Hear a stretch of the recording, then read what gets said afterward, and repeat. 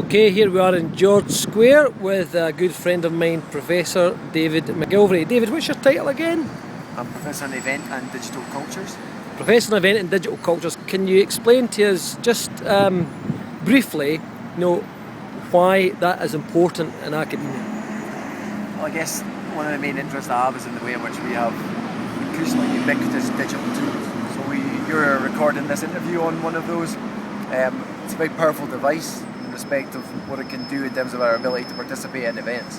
And what I mean by that is that clearly events are not only in the place where they are hosted nowadays, so whether it's a festival, whether it's Torch Relay or Olympics.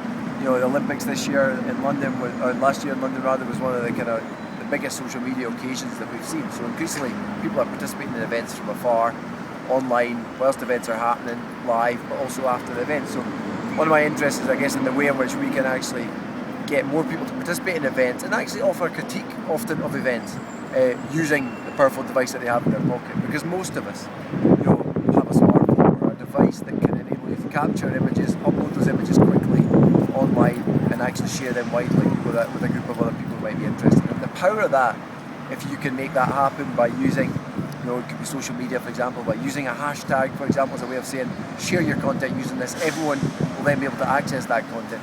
It's really quite amazing. And actually, commercial event operators are using that, but actually I think there's also a real role for people who are offering a critique or others events to use that as a way of holding to account, not just the event organiser, but those that have want to produce a media narrative, for example, about an event. So actually, it's not just the BBC that has a narrative to tell us, they're often the official partner, for example, of an event. Well, it's interesting you say about the BBC, so you actually see the issue of the macro media and the micro media, and then the producer-consumer relationship is fundamentally shifting. Well, yeah, I guess I like to use terms like the established media or the big media versus the small media or the alternative media. I think increasingly the idea that these are two completely diametrically oppositional things is hard to sustain now. I think increasingly the established media relies upon the alternative media, the small media, because we are the small media. I am the small media. I can be here today, I can produce a story because I've seen something happen or I've captured an occasion, something that's been going on.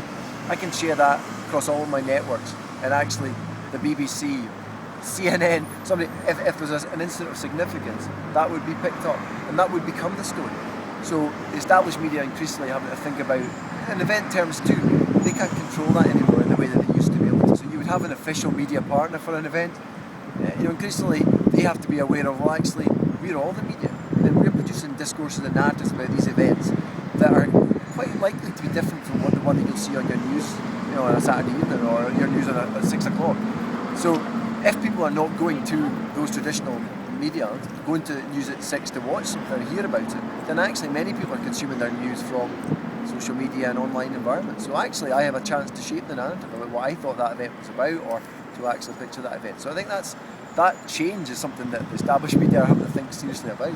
How do they engage with people who are producing media, and how do they actually deal with even the ethics of that and saying, I take your media and taking my content and using that, and often there's a debate about how they acknowledge that, for example. So clearly these things are changing the discourses that we see about obviously events. Now that links us to the notion of what we often call academic underpinning, that some of these rather deep concepts like spectacle or discourse or cultural capital, how important do you think these things are for the modern student?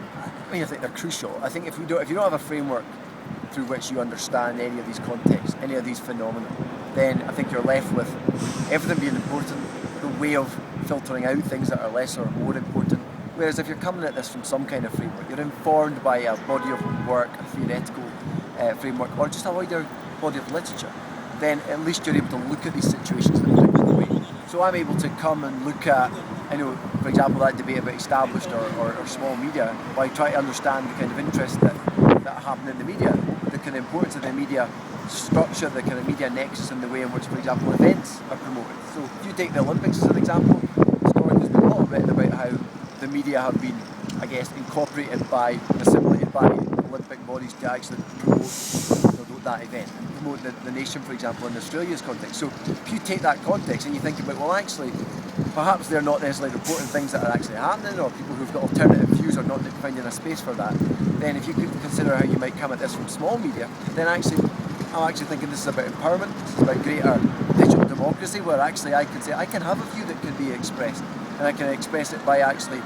not necessarily just undermining, but going a different way, circumnavigating in some ways the media, or the traditional media landscape.